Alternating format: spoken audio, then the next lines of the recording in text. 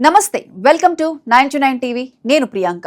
ప్రపంచ ఫుట్బాల్లో అత్యంత భావోద్వేగభరితమైన రాత్రి. ఒకవైపు స్పెయిన్ సంబరాలు, మరోవైపు పోర్చుగల్ ఆటగాళ్ల నిరాశ.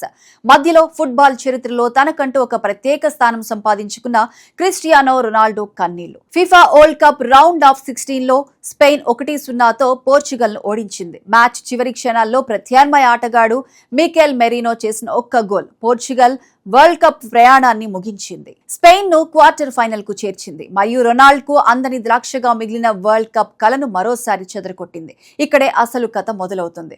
స్పెయిన్, పోర్చుగల్ ఇవి కేవలం రెండు యూరోపియన్ జట్లు కాదు, ఒకే ఐబీరియన్ ద్వీప కల్పానికి చెందిన ప్రత్యర్థులు. భాషలు వేరు, ఫుట్బాల్ శైలి వేరు, కానీ గెలవాలనే తపన మాత్రం ఒక్కటే. ఈ మ్యాచ్ మొదటి నిమిషం నుంచి చాలా జాగ్రత్తగా సాగింది. స్పెయిన్ బంతిపై ఎక్కువ నియంత్రణ సాధించింది. పాసింగ్ గేమ్ తో పోర్చుగల్ డిఫెన్స్ ను తెరవడానికి ప్రయత్నించింది. మరోవైపు పోర్చుగల్ కౌంటర్ అటాక్స్ పై ఆధారపడింది. రొనాల్డ్ ను లక్ష్యంగా చేసుకుని క్రాస్లు పంపింది. నూనో మెండెస్, జివో ఫెలిక్స్, బెర్నాల్డో సిల్వా వంటి ఆటగాళ్లు స్పెయిన్ డిఫెన్స్ పై ఒత్తిడి తెచ్చే ప్రయత్నం చేశారు. కానీ తొలి అర్ధభాగంలో గోల్ మాత్రం రాలేదు. స్పెయిన్ కు అవకాశాలొచ్చాయి. ఓయార్జాబల్ ప్రయత్నించాడు. లామిన్ యామల్ వేగంతో దాడులు చేశాడు.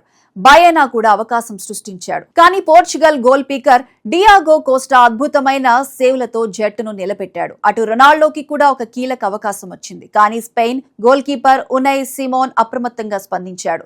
సెకండ్ హాఫ్ లో కూడా అదే ఉత్కంఠ. స్పెయిన్ బంతిని తన ఆధీనంలో ఉంచింది. పోర్చుగల్ డిఫెన్స్ గట్టిగా నిలిచింది. మ్యాచ్ 90 నిమిషాల వరకు గోల్ లేకుండానే సాగింది.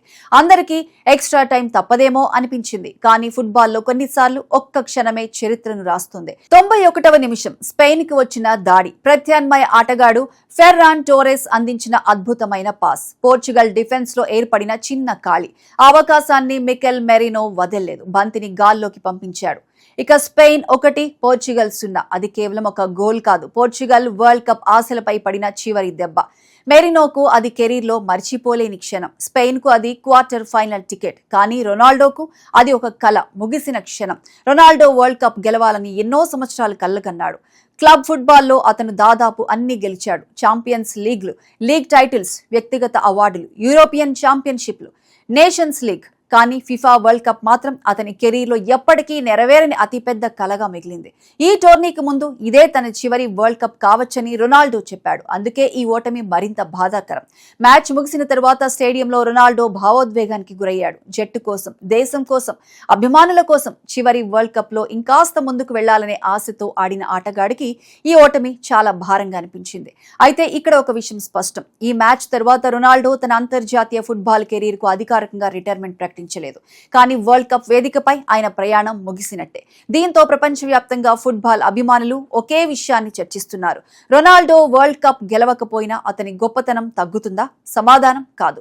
ఎందుకంటే ఫుట్బాల్లో ఒక ట్రోఫీని బట్టి మాత్రమే ఒక ఆటగాడి విలువ నిర్ణయించబడదు. రొనాల్డో అంటే క్రమశిక్షణ, కఠోర శ్రమ, ఫిట్నెస్, విజయం కోసం ఆకలి, మళ్లీ మళ్లీ తనను తాను నిరూపించుకోవటం, వయసు పెరిగినా పోటీ పడే మనస్తత్వం. ఇవన్నీ అతను గెలిచిన ట్రోఫీల కంటే అతను కోట్లాది మంది యువ ఆటగాళ్లకు నేర్పిన మెంటాలిటీ మరింత గొప్పది. ఇక స్పెయిన్ విషయానికి వస్తే ఈ విజయం వారి వరల్డ్ కప్ కలను మరింత బలపరిచింది. డిఫెన్స్ లో క్రమశిక్షణ, మిడ్ ఫీల్డ్ లో నియంత్రణ, అవకాశం వచ్చినప్పుడు దాన్ని గోల్ గా మార్చే సామర్థ్యం. ఈ 3 లక్షణాలు స్పెయిన్ ను క్వార్టర్ ఫైనల్ వరకు తీసుకొచ్చాయి. ఇప్పటి వరకు స్పెయిన్ ఈ టోర్నీలో గోల్ కూడా ఇవ్వకుండా ముందుకు సాగటం వారి బలమైన డిఫెన్స్ కు నిదర్శనం. మొత్తంగా చూస్తే స్పెయిన్ కు ఇది చారిత్రాత్మక విజయం. పోర్చుగల్ కు ఇది హృదయ విదారక ఓటమి. మెరీనోకి ఇది హీరో క్షణం. రొనాల్డోకి మాత్రం తాను ఎంతగా కోరుకున్నా అందని ఒక వరల్డ్ కప్ కలకు వీడ్కోలు. కానీ ఫుట్బాల్ చరిత్రలో రొనాల్డో పేరు ఎప్పటికీ నిలిచిపోతుంది. ట్రోఫీ కొందరి చేతుల్లో ఉంటుంది, కానీ ఒక తరం మనసులో నిలిచే గొప్పతనం చాలా అరుదైన ఆటగాళ్లకి దక్కుతుంది. క్రిస్టియానో రొనాల్డో అలాంటి ఆటగాడే.